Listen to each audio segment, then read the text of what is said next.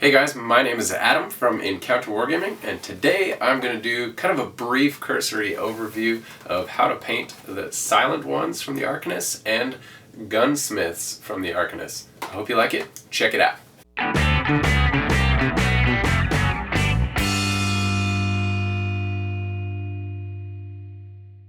So the way this video is going to kind of work is I'm not going to do like intense like painting tutorial. I'm just going to kind of briefly give cursory overview step by step along the way. So I'll do a couple steps, talk about it, talk about the paints I use and the techniques I use, because really I just want to update you guys on how my Malifaux force is growing and expanding. Like, I'm really excited about the Gunsmiths, just because their guns blow stuff up and they light people on fire when they get hit by them, and then they get bonus damage against those people who are on fire. So it sounds pretty awesome, and it'll really bolster my force with some range stuff in a more diverse way than my Oxfordian mages do right now, because I don't really think that I need all three of those.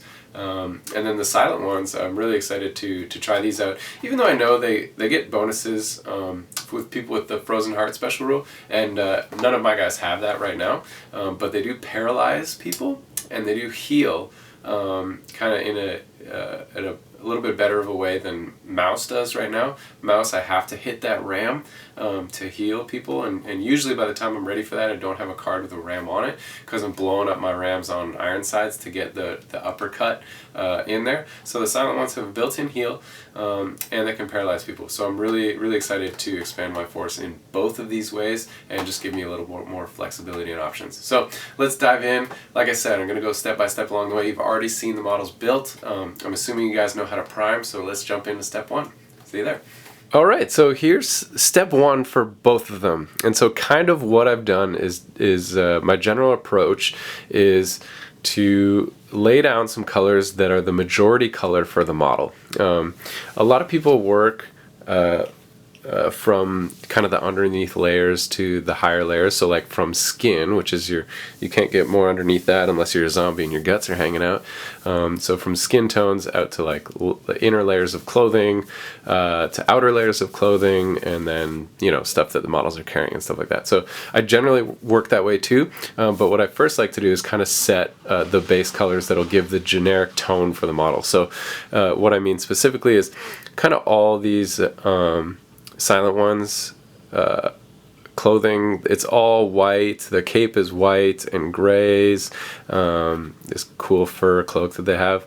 So I generally just wanted to work on that and get a nice generic sort of tone for the model first, and then for these guys, like lots of leathers, lots of brown tones, even their skin, like working from a brown tone is very helpful for these guys, so that's why I went there. So the first few steps on each of them, you can see I got the US gray, US blue gray, and white, all from Vallejo model air color. Just use my Iwata Eclipse HPCS. Love it. It's a workhorse. It does all the major stuff that I needed to do. Double action airbrush. I'm not going to walk through a full airbrush tutorial. There's plenty of good stuff out there right now on YouTube, and we may get around to doing some of that. Definitely have plans to, because I have some tips and tricks that I think are unique that aren't covered online yet. But generally, just airbrushing the whole model with the gray for these Silent Ones, and then selecting certain highlights with the US blue gray, and then just mixing in about half and half with the white. So I didn't go to a straight white because I'm going to work up some highlights of white later. So you guys can see, I'll just do a little bit closer up for you guys. Get in focus here. And there we go. So you can see a little bit darker in some of the crevices and like underneath. I don't like to be super particular about like light sourcing and stuff. I just like to have like a nicely painted model. So not that models with amazing light sourcing aren't amazingly painted, but I like to get stuff done and not have to focus too much on the super science of the light. So generally darker under here, lighter up here, that kind of approach, more generically. So there you go. That's kind of them, the three-stage process. And then for these guys, let's get this in here. Awesome. I started with the mahogany from Vallejo and then worked in the leather brown. So I did for the cape like a 50-50 of the mahogany and the leather brown, and then I took the pants just a little bit higher to kind of give a little bit of a two-tone. Did the hat the same as the cloak. So the majority color for me on this is the mahogany mixed with the leather brown, and then just took the leather brown a little bit higher for the pants. And then for both of them, let me just kind of zoom back in here. For both of them, I then just thinned out the wash with some reducer. So for these guys, because I'm working with grays and stuff, I did the null and the oil. And then I did the Agrax Earthshade because it was more brown tone wash for these guys. Sorry, for the Gunsmiths. And yeah, so watering it down with the reducer really helps just give it a nice even flow throughout the model, so it's not as obvious on pooling. I did run into a little bit of pooling issues for these guys in the deep crevices, so do watch that, because as it dries, you'll get these like huge, really stark puddles of the wash. You can work it out later, but it takes some work, I mean, and really building up layers with highlighting. So if you really want to save yourself some work with the highlighting later, you can eliminate those stark pools of wash by just reducing it down and keeping an eye on where it pools as it dries. But yeah, so it just gave a nice tone and brought back my cracks, and I just kind of washed the entire model to differentiate between layers of clothing, give a little bit of shadow. Yeah, and so that's pretty much it for this step that I want to show you guys, is just laying down some base coats for the generic look of the model, getting that tone and feel for the model that you want on your majority color, and then what I'm going to do is I'm going to work from there. So I'm going to add in details, kind of block paint out things like the guns and different layers of clothing that I want to be different colors, leather straps on these girls, and like their hair and skin and all that. So that's what's coming up next. I'll show you guys when I'm done that.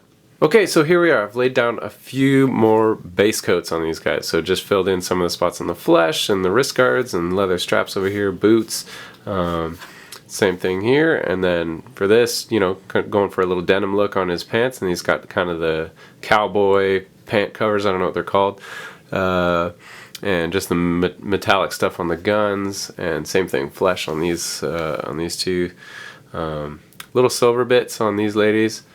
Just zoom in real quick and I'll do a cursory overview as well of the paints that I'm using. So let's get right in. So the flesh for these ladies, the idea here is that I want to keep the flesh a little bit lighter, so just went Cadian flesh tone, we'll bring it up from there. Whereas these two, we're going more cowboy look, so they're out in the sun a little bit more. These other two ladies, the Silent Ones, they're kind of, you know, wintry and icy, so keeping it lighter colored. And so this one I did with the two Gunsmiths. I did with the Bugman's Glow because it's a little bit darker.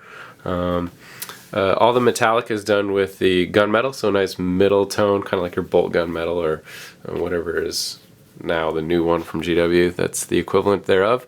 And just the Game Air Black. Did all the leather straps with the Rhinox hide base.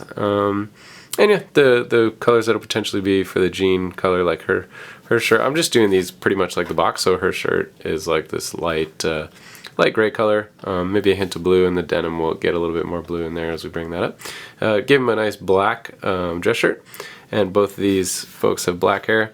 Actually, I guess all of them have black hair. So there it is, just a couple more base coats. Really what you're looking for is keep it neat, keep it tidy, and we're really just going to focus on bringing those shades up and highlighting some of the stuff that we did with the airbrush to really give it that extra bang. So let's see what comes up next. So I've made some progress, and I've gone ahead and done all the detailing and highlighting on these. So basically these two Silent Ones are done except for the base, and so I'll hold them up close and just walk through the colors and show you guys exactly what I did and explain as I go. So let's kind of zoom in here, and actually we'll even bring them right up. So just kind of look at that. And so some of this work is finicky and very detail oriented, but you just gotta you just got to get through it, and you just got to learn the techniques and take the time, and you end up with a sweet looking model, nice looking transitions, and really popping details. So so here we go, let's do it. So for all the leather straps and stuff, I did just mixed in Ushabti bone with the Rhinox hide, and just highlighted the straps twice. So do a mix like 50-50 and then 75-25. And there you go. So skin, Cadian flesh tone mixed with the pale flesh. So same thing, do like a 50-50 and then a 75-25 for some more highlights. All of the gunmetal is highlighted with silver. The pants, I left it mostly the airbrushing and just mixed in some foundation white. This stuff is like literally the best of. The pigment is so thick in it. You get nice, great coverage with this foundation white from Vallejo Model Color. Mix it in with the US gray and do just some little line highlights. So I don't know if you guys can see this. On the pants, I kept it subtle. Little line highlights. Kind of went with the natural transitions that's already formed by the airbrush, and just highlighted them up a little bit more. So there you go. That's the pants.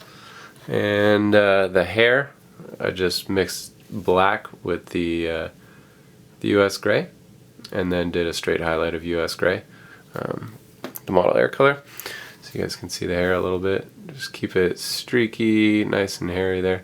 And then the same thing as the pants, I actually just brought the cloak here up to white, so like straight white. Did like a 50-50 mix of the what is it, the US gray? No, it's called oh yeah, US blue gray and white. And then this one I literally highlighted every single piece of fur twice. So I did like a 50-50 and then like a straight white. And you just got to do it. I mean, you just got to nail every hair, and it will seem finicky and time consuming, but when you see this model in person, the cape is going to be what pops the most. I mean, people say, oh, just dry brush it, or oh, just base coat it and wash it or whatever. The effect is just not the same. Like, if you want realistic looking hair, you just got to get in there, you just got to spend the time, and you just got to work it and just hit every single little hair there. Show you guys this one too.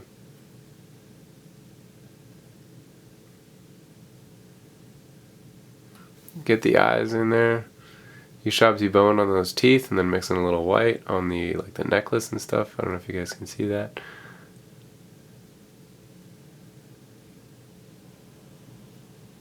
So a lot of painters like to do stuff that's like, it's super pops like on a camera, on a tiny little Facebook picture from really far away, and you think the technique looks good and the colors look good. My thing is, I like to be subtle, and I like to really work the techniques and just really like be fine with the brushstrokes, and create something that looks good when you look at it from about a foot away. I want people to bend down, look at my army, and be like, wow, like that's nice. I'm really appreciating that. So hopefully these guys will pop a lot more when I finish up the basing, and maybe do some cool glow effects for this ice right here for the spell that this Silent One is casting. So let me highlight up the Gunsmiths and get back to you guys, and then I'll walk you guys through basing. So I've done all the highlighting work on the Gunsmiths. Here they are, and here's all the colors that I used. And so let's zoom in and take a look. And right before that, I'll actually just describe briefly the colors I used before I describe them in detail as we go. So 3 types of browns. We got mahogany, camo medium brown, Baneblade brown, and leather brown, all for the various types of, I mean, these models are just super brown, lots of different leathers and lots of different brown shades, so having a wide variety, and then highlighting them all up, generally with Ushabti bone, to kind of keep it in the same palette range and same hues. Just helps differentiate between all the different types of leather, and yeah, just adds variety even though they're all brown colors. So there you go. And then for the hair, it's same thing, the US gray to highlight up the hair and his black shirt. Silver on the metal bits. We did the US blue gray mixed with white. Just a couple different layers of that, mixing in more white as we go on the denim jeans and her little tiny shirt thing. And then there's the 3 layers for the skin. So just Bugman's Glow as the base, right? And then mixed in some Cadian Flesh Tone to highlight up. And just for some very, very, very small highlights, mixed in just a little bit of the pale flesh that we used for the Silent Ones. So let's zoom in and take a look. All right. So just kind of rotate them around. And I'll actually get it closer to the camera for you. Let's see if we can't work this. You can see some of these details. What I'm going to do is, you can see still some shiny bits from the gloss washes. I do really like the gloss washes a lot better than the matte ones because they don't leave like the cloudy bits in the cracks. So it is a little bit shiny, and I'm going to hit these with a matte spray so that they don't have this kind of like gloss really reflecting the light right now. So you can see, like, did some wood grain on the stock of his rifle, some highlights. Really like yellow tone browns for the pants here, and then some red tone browns for the cape. And you can see the contrast of the 2 different types of browns, even though they're both brown, really gives a nice effect. The black shirt really pops nice, especially right next to the denim jeans, kind of the light blue denim jeans. And then I don't know if you guys can see. Let's see if we can focus this appropriately. Tried to do like a little glass effect on his glasses that he has. I don't know if you guys can see that on camera, but I actually just used a little bit of blue. I didn't put out that color because I used so little of it, but it was just a GW blue. So there's that one. Let's show you our lady here. So there she is. Same idea, same color palette. The only real difference on this girl was that she had these bits here on her the bottom of her pants, and so just did those a little bit of bone. But pretty much all the same brown tones and everything. Always do the eyes. Same thing. There's some glossy bits all over the place, but they'll get washed out when we do the matte spray. Just rocking those dually pistols.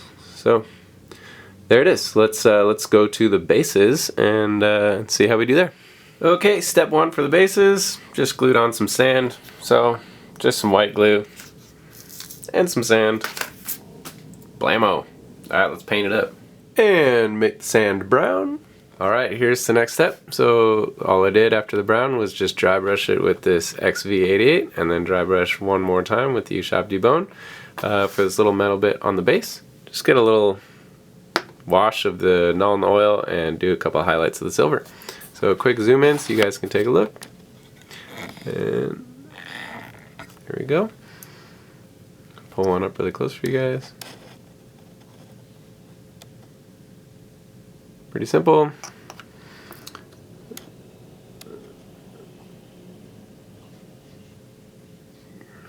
Easy.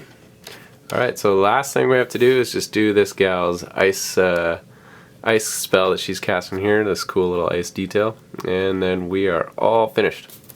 We'll see you there. Alright, so I'll just show you how I did the ice crystals on this Silent One. So 3 colors, Vallejo, Model Air, French Blue, the Light Sea Blue, and white, and just airbrushed mostly with the French Blue. Fix the focus here. Mostly with the French Blue to cover the area and get a little bit of a source lighting effect, and then come on the ice with the Light Sea Blue and then just frost the tips with the white, and then do a couple line highlights on the ice crystals just to make them look icy and like more solid as opposed to like a glowing energy type thing. So there you go. So that's the ice on that. So just hit them with a matte varnish and then show you guys what they all look like all finished up. And oh, right, and we just have to put some grass on each of the bases so they match my duders. Alright, here they are, grass and matte varnished. So the grass, you can see, really completes the base. And let's just bring them up one at a time. You can check them out up close. And the matte varnish helps take away that kind of glossy look that they had before, and really evens out all the shading from the wash and stuff.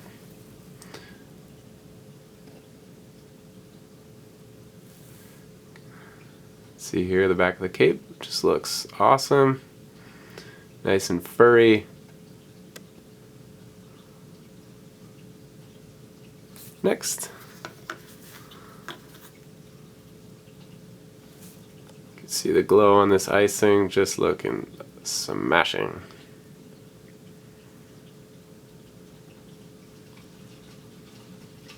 Can't wait to use these guys, get that paralyze off, get that heel off. These two, see those pants, look so much better without that gloss on it. Same with this cloak, those big pockets of like gloss just gone, and we have just like a nice smooth looking leather cloak and hat. Matte varnish is the bomb. Last one.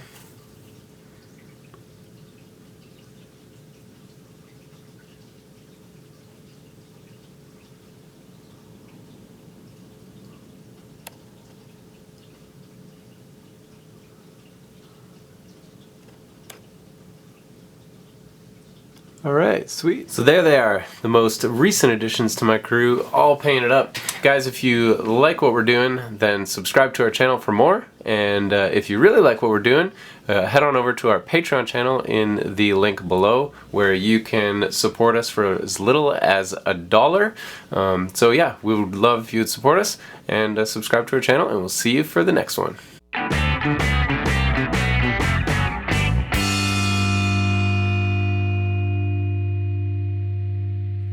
Like a monkey in a rocket on his way back home. Okay.